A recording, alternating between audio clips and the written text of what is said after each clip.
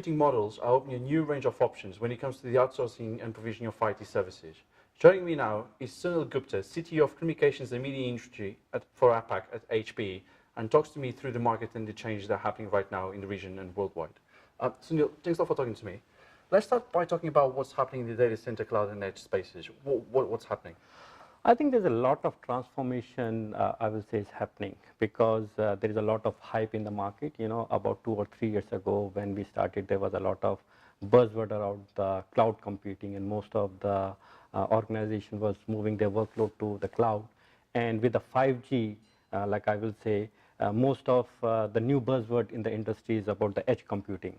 But how HPE see that both is going to coexist, you know. So depending on the application requirement, whether it's a higher throughput, low latency, whether you need a scalability, it's going to determine whether the application is going to reside in cloud or the edge.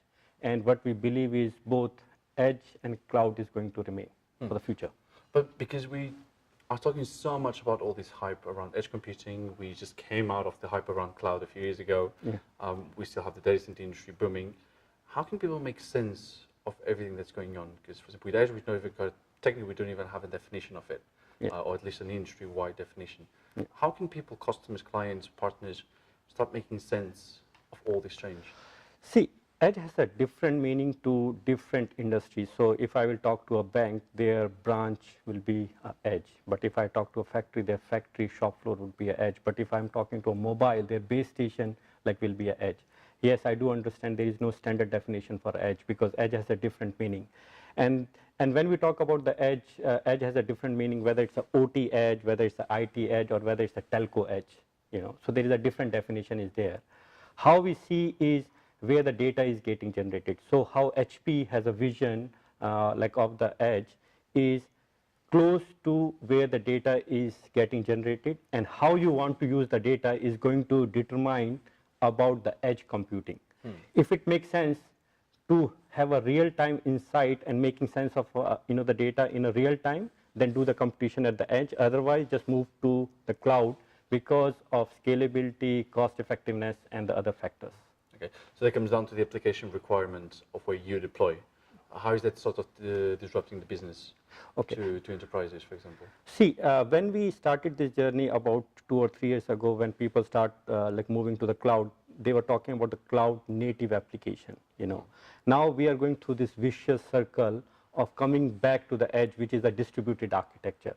So now it's not about the migration, because some of the application will be purely about migration, but some of the application need to have a real architecture change, because the application which is a low latency, higher throughput application, they won't be having a serverless. They need a full state, like a 5G application, you know. So we will be seeing a new architecture is being, developed, and a new modification will be required in the software, and that's how it is impacting the world. Okay, so and with a lot of conversation around 5G, as we've heard in the conference here, and as we hear from people like you and a lot of other people, what do you expect in the next 2 years? Because 5G is meant to start coming to the market in full force from next year, so 2020, 2021. What's going to happen after that? Is this going to be this snowball that's going to keep growing of new use cases and everything else? See, 5G, I think the 5G, the adoption, what we believe will be first with the enterprise. The biggest benefit for 5G won't be the end consumer like you and me, you know, because for us, like a 1K, you know, the definition 4K or 8K, you know, video, but the most benefit is going to go to the enterprise and the government, and we are talking about the public safety. So what we are seeing is the 5G adoption. When we talk about the enterprise, we are talking about manufacturing, transportation, you know, the airport. We are talking about the public health systems. That's where we are going to see much more better customer services is being adopted because of 5G. Okay, so it's not so much about your mobile phone; it's about all those applications. Correct. All right, that's quite interesting. And where do you see this change starting to really have an impact on societies? In terms of provision, for example, do you see that happening in Asia faster than in Europe or North America? How would you compare the regions more or less? So Asia is quite well ahead.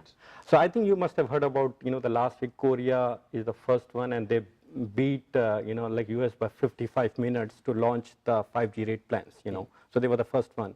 And what we are going to see that the adoption would be much more widespread as compared to like starting with the US, then EMEA, then coming to like Asia Pacific, Japan, and we are seeing that China and Korea is really driving the 5G like Japan adoption. as well, yeah. Yeah, Japan as well. So what we are seeing is that like it would be, because now people is much more like connected. Most of the telcos and the the organization which make these standards are well connected. So we are going to see a widespread the adoption rather than just just going by the region by region.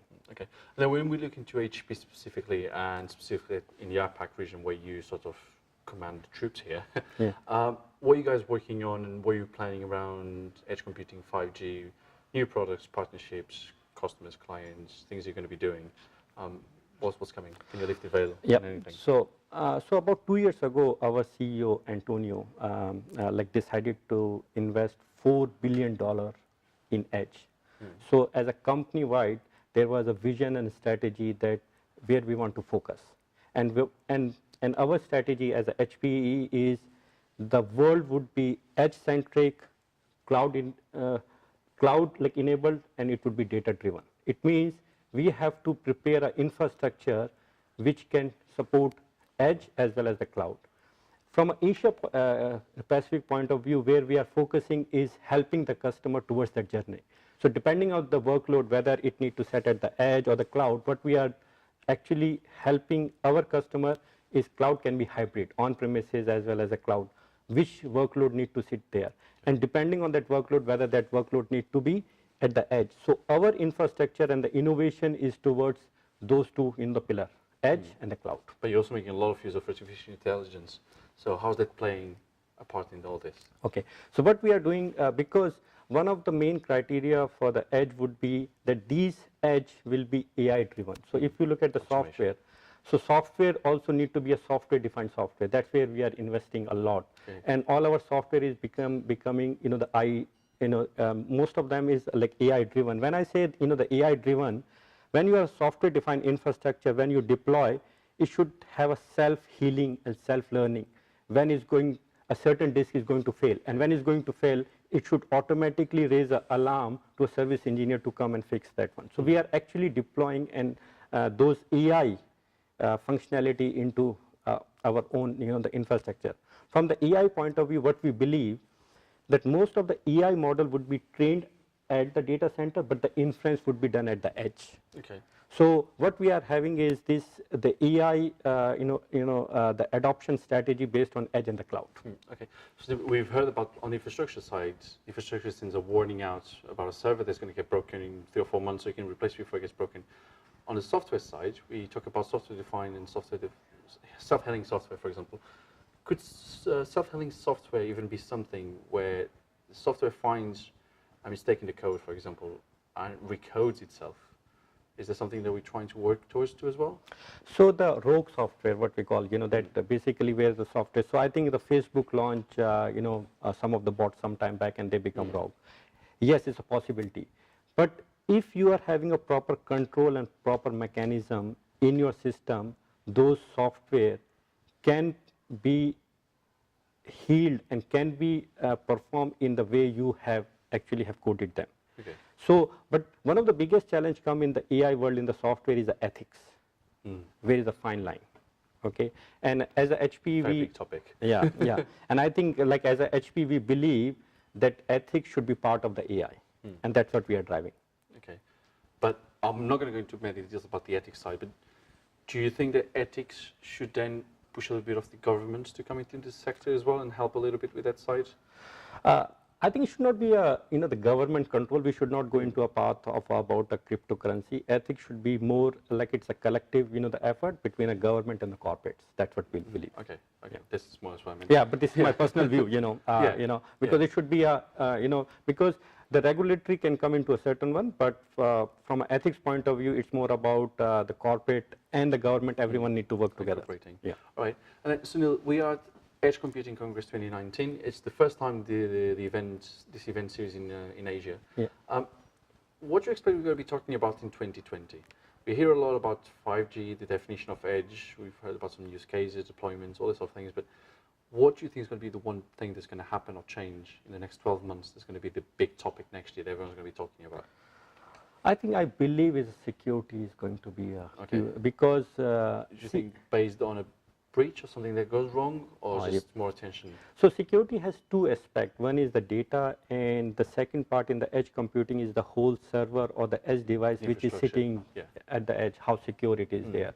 So I think people are in a very hype cycle, and they think that edge computing is going to solve so many problems. They are talking about the driverless car. They are talking, but when they start deploying those one, and they have the real concern about the security, I think then they will start thinking about the next step. That's where we think like 1 or 2 years down the line, we will be start talking about how to make them secure, not about the data but the location and the devices.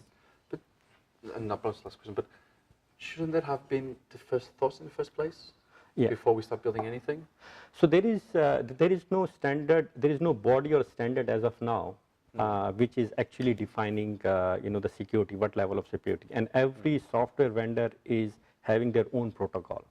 Okay. The MEC, which is IEEE, is the first one which has defined some sort of the security compliance. Okay, and we are going to see as the edge computing is being adopted at a faster rate, then there would be bodies who is going to start spending time how those security protocols need to be adopted. Expect a lot in next month. All right.